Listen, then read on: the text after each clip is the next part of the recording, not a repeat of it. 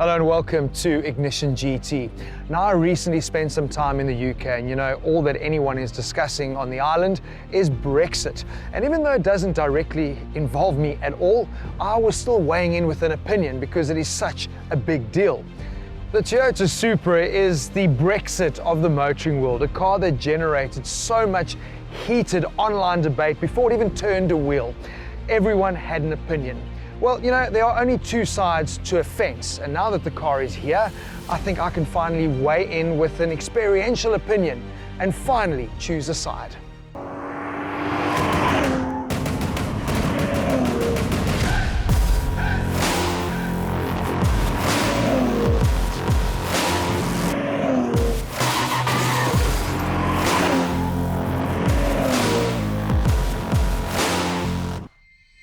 But the cause of most of the outrage is obviously the JV with the Germans. Oh, my word, guys, get over it. This is the reality of the times we live in. For manufacturers, new products or bringing back old historic product has to be viable. It's got to be profitable. And what you need to remember is, had they not have gone with the JV, a new Supra 5th generation would probably never have materialized. Or if it had, it would probably be double the price, not coming in at the R1 million price tag that it has. But if you are a Toyota owner and this is your first time in the Supra, you're going to think, wow, this is the best Toyota interior yet. Controversial, I know. It does feel a little like a Lexus, but just with BMW switchgear. The carbon fiber finished center console, which houses the gear selector and the iDrive system, is straight out of Bavaria, as is the dual climate control system. But if you've never owned a BMW, well, you'd never know, would you? The dash with its digital instrument cluster and centrally positioned rev counter is totally Tokyo, and a hat tip to the LFA. It's awesome.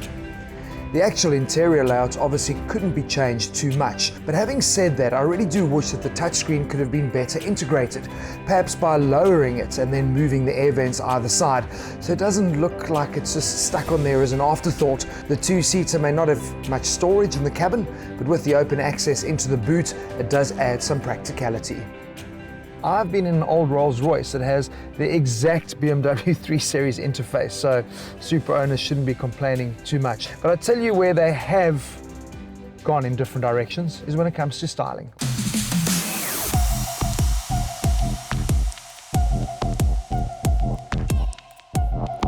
There are definite hints to Supras from before. You'll see some of the 4th generation in the front end, the pumped up rear wings, and of course the arc of that integrated rear spoiler, which you're either going to love or you're going to hate. It is aggressive, it's low slung and it's wide. It has distinct 6-lens LED headlights which incorporate the indicators and the daytime running lights. It really cements that wide aggressive stance and delivers a truly standout signature day or night. At the rear, you'll find a distinctive F1 inspired fog and reverse dot LED cluster, which sits low and in the center of the bumper. But again, it's what they've done with the combination lights that really finish off this muscular rear end. And of course, we can't not mention the double bubble roof. So there are a few things that I don't like. I really don't like what I call the Wonderbra effect. All this detailing that is purely for cosmetic effect only. All these slashes and vents are all covered up. I mean, they're in all the right places, so they could really offer some cooling and aero benefits, but on this car, they're all cosmetic. Now, that could mean that Toyota have considered the aftermarket modification guys that are going to play, because then you can just open up all those vents. Or maybe it means that Toyota has a crazier Supra in mind in the future.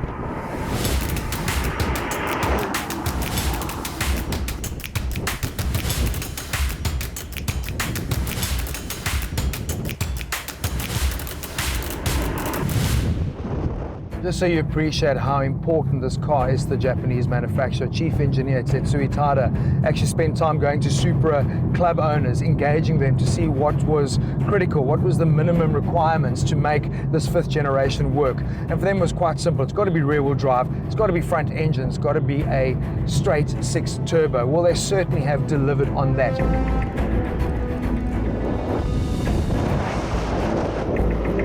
roads just outside Port Elizabeth actually remind me a little bit of the Green Hill, because I've been around the track.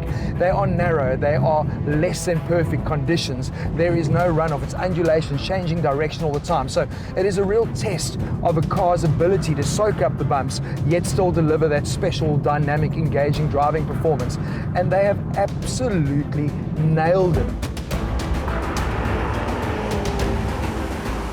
Such an engaging driving experience, and it makes you realize, and this is critical because of this JV, that a car is about so much more than just its parts, because there is personality, there is spirit that can be engineered in each of those components, and that is what they've done. They've put together a car that has the same underpinnings as a Z4, the same engine, yet it delivers such a different drive.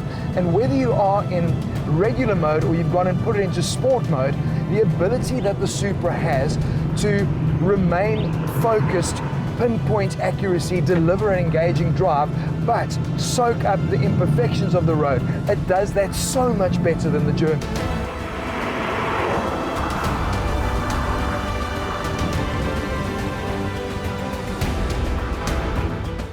With this car's fantastic day-to-day driving characteristics, I think it's going to appeal to a way wider audience. But you know, the question we haven't answered yet, and it's a critical one. Is this car going to appeal to the purist, hardcore Supra fan out there? Only one way to find out.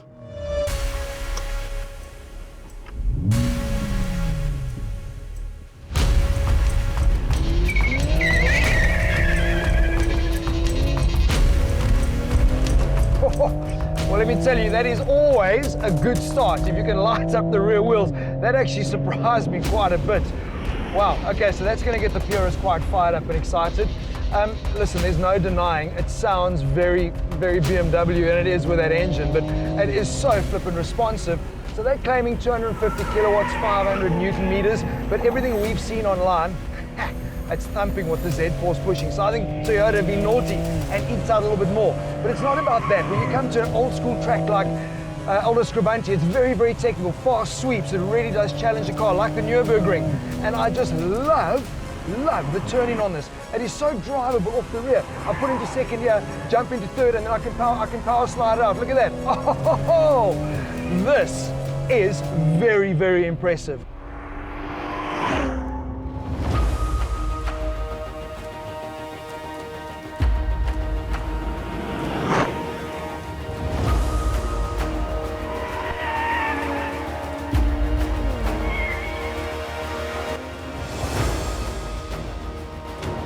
Even the sports brakes, I mean, I don't have a chance. The lap was so short and went fast.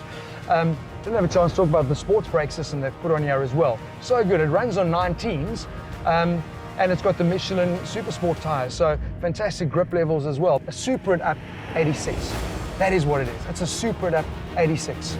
Great job, man.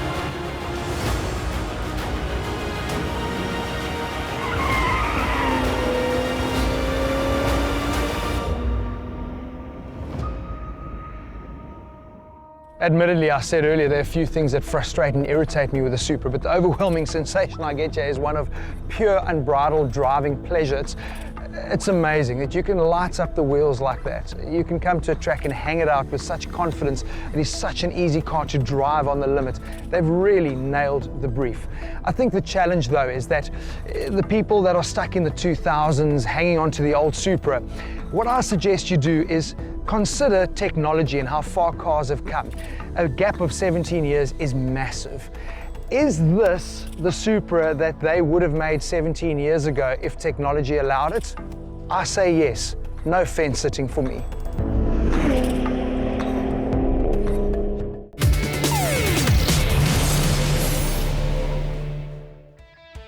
Now, although Toyota's tie-up with BMW may have aggravated the ardent Supra fans, trust me, it remains a fantastic, highly accomplished machine.